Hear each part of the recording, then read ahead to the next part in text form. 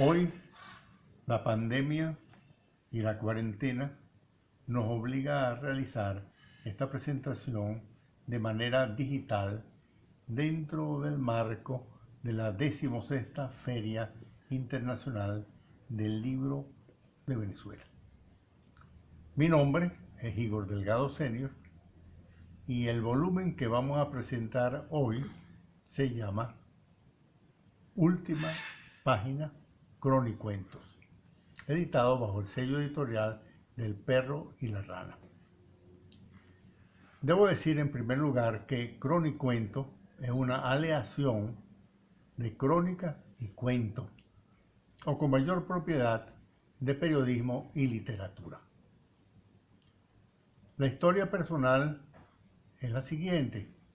Una noche de duermevela se me ocurrió la denominación de cronicuento para este tipo de narraciones a la cual me voy a referir hoy. Y al día siguiente, cuando la lucidez volvió a mí y pensando que era muy original, busqué en internet los antecedentes de la palabra, encontrándome con que en este milenio no hay nada original y que el cronicuento ya había sido utilizado en 1965 por primera vez por un cantautor mexicano, maestro de escuela, folclorista, llamado Antonio Domínguez.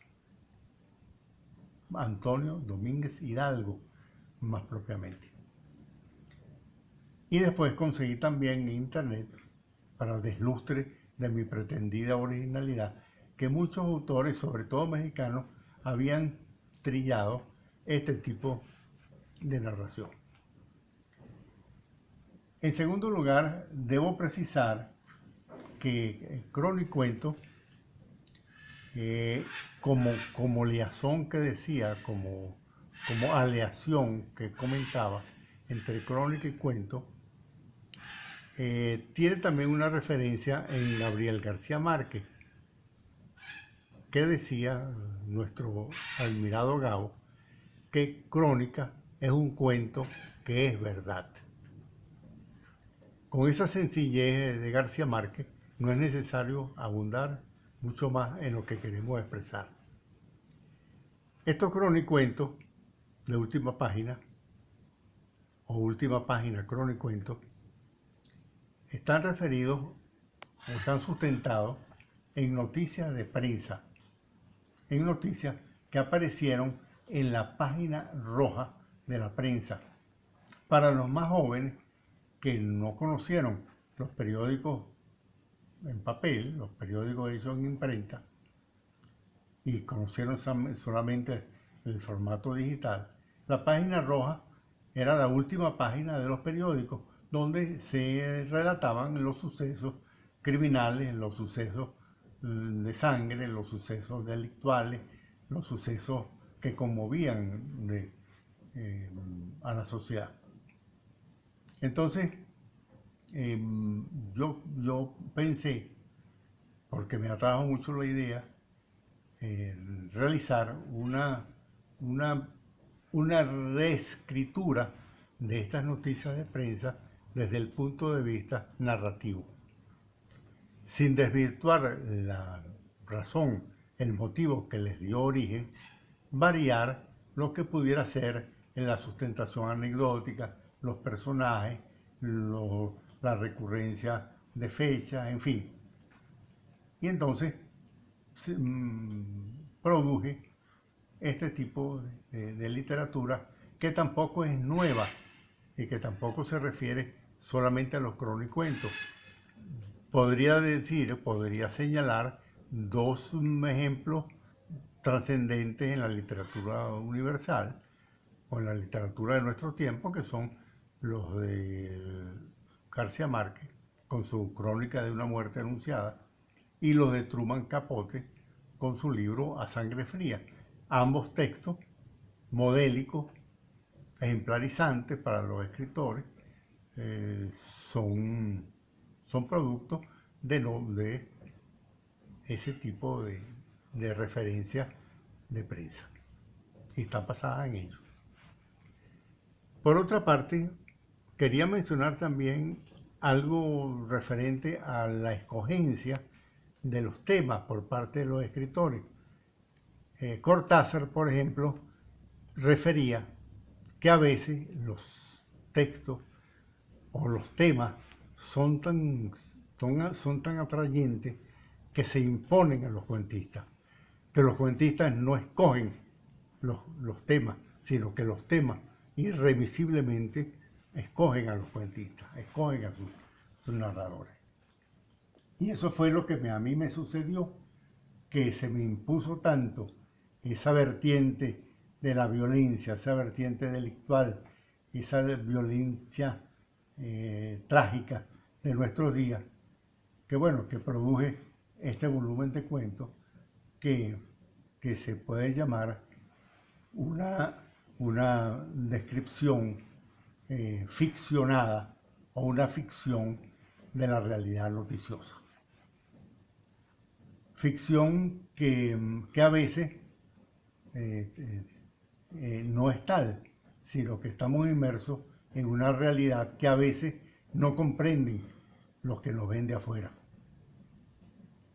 Por ejemplo, en nuestro país, que es un ejemplo que se repite en muchos países del mundo, de esa violencia que nos circunda y que nos atenaza diariamente. En nuestro país, por ejemplo, un extranjero no comprendería lo que puede ser un coliseo delictual, un coliseo carcelario, donde los presos dirimen a punta de cuchillo sus diferencias cotidianas, un día a la semana. Por ejemplo, las ofrendas que hacen los delincuentes cuando muere un compañero o cuando muere un familiar, que son ofrendas públicas a base de licor, a base de droga.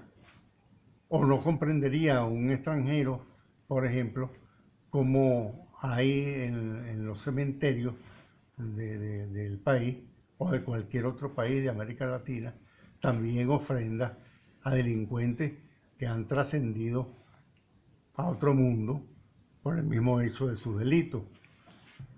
Bueno, y no comprenderían tampoco cómo hay submarinos hechos prácticamente en casa para transportar la droga a través del Caribe para los consumidores de Estados Unidos. Y así una serie de hechos que nos abruman, que nos acosan y que bueno, que hay que de alguna manera relatarlo sin incidir, claro está, como yo lo hago, en la parte ética, en la parte magistral, educativa, porque no es el caso. Yo simplemente planteo una situación, la narro, sin incidir en la cuestión ética, en la cuestión, porque eso pertenece a otra disciplina, a otros puntos de vista.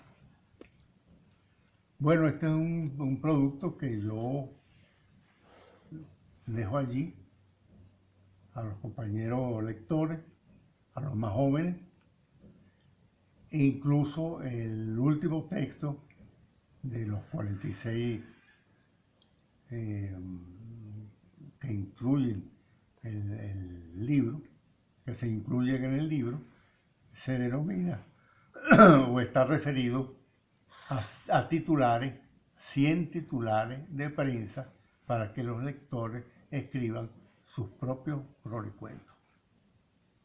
Ojalá que así lo hagan. Y ojalá, digo yo, que este libro tenga muchos lectores y muchos seguidores y muchos adeptos y muchos afectos, porque como decía García Márquez, a quien yo sigo, casi a pie juntilla en sus pronunciamientos de sentimientos, García Márquez decía que él escribía para que lo quisieran más sus amigos. y eso es lo que yo pretendo también. Buenas tardes.